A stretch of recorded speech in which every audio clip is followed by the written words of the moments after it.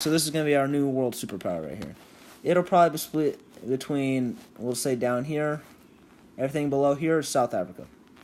South Africa and Madagascar will still be a nation, but it's going to be more like a Puerto Rico to the United States, but it's going to be to the South Africa.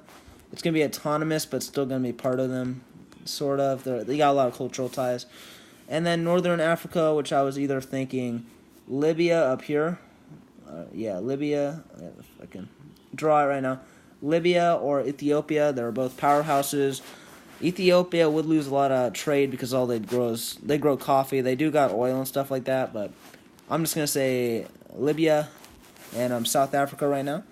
We'll get more into there, and Libya has resources, and they might even combine with Morocco, which is a French colony. Libya is too. Sorry if I'm pronouncing it wrong. I'm a little off right now. They would have oil, and they'd probably trade with what's left of Europe up here, which is what's going right now.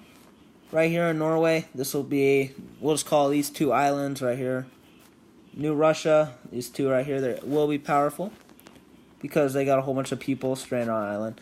And a whole bunch of military. All the Russian military is there, and then we'll just call this the EU, United Europe.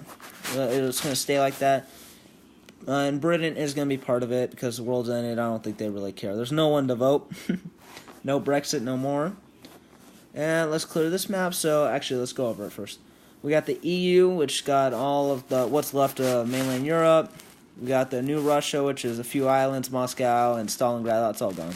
Their capital would probably be, what's the capital? I'm just thinking right now. Minsk, no, that's too close.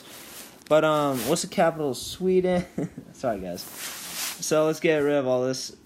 And the New York capital will probably be either Madrid, which is still safe right here. It's like right here. It'll probably be a coastal city now. Barcelona, I believe, is gone. It's flooded out. So no New Catalonia. Sorry, guys. Or maybe Sweden would probably be the most. I mean, not Sweden. Switzerland would be the most important one right here with Bern.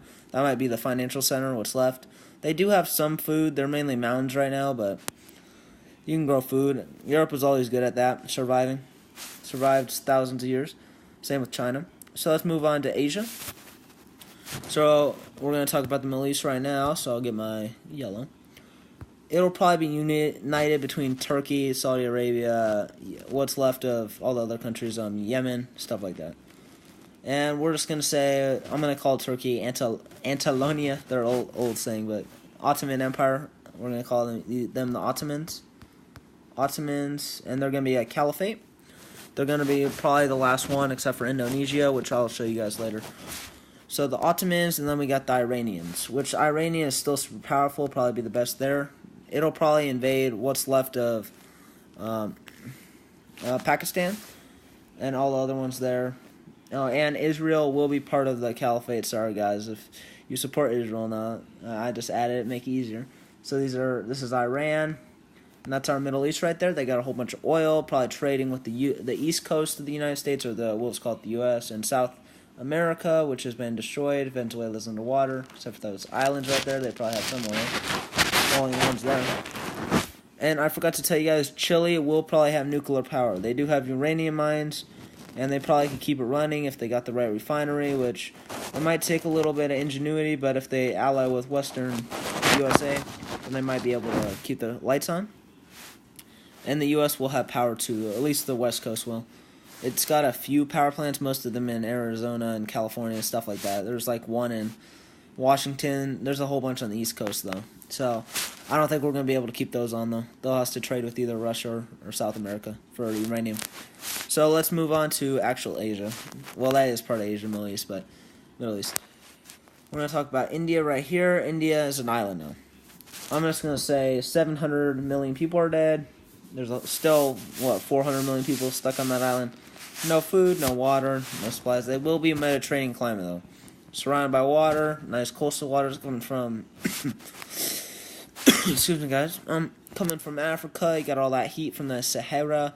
Well, it's not going to be that Sahara no more. The Mediterranean is now open, so there's going to be a whole bunch more trade. There's a lot of islands disappeared. And now you can even reach into Africa. There'll be that little colony right there in Libya. Stuff like that. So, if I do get any of these areas wrong, sorry, guys. But, now we're going to go to China. one of the superpowers, but it's going to probably lose half its population. Just look at this. This entire region right here is underwater. That's where all its populations are. Beijing might still be above water, but most of it, all of it, Shanghai, all that stuff, is probably going to be underwater. So it's going to lose a lot of that, lose a lot of farmland, but this new inland coast will allow more water into the northern regions, the Mongolian regions, which will allow more food production. And will probably be a superpower, just like this, probably splitting it like that. The rest I'll give to, we'll call it China. Right now, China, it does have some oil, but it's going to be a lot of turmoil. It'll probably have a few colonies, like split up, like segregate. I don't want to say it like that word, but... And then we got another superpower right here, Japan, which lost a lot of place, nuclear wasteland. But let's just say they got rid of them, like they destroyed them before they reacted and all that. So now they're a superpower. You got a whole bunch of people. Tokyo is gone, so they lost a lot. But they're going to need food. They have a large navy, help from the U.S. They just land, take the eastern Russia right here, get some oil, get some of those fields right here. That's what I'm saying. Russia does have, they will probably start like oil derricks and stuff like that to start mining oil, what's left in their supply. So we'll just call this Japan. And then everything down here, in Indonesia, right here, Indonesia, will probably go up and invade Vietnam, stuff like that. Stuff in here. Singapore is underwater, and lost a lot of finance there.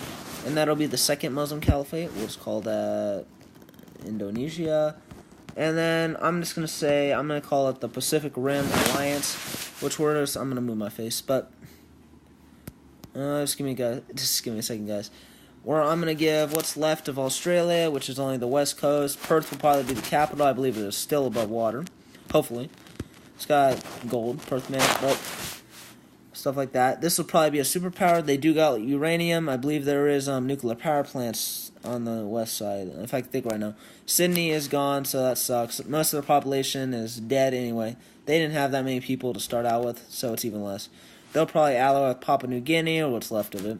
New Zealand, the mountain parts, probably the southern region, stuff like that. They will have a sizable navy, and they will be fighting with Indonesia, stuff like that, taking islands.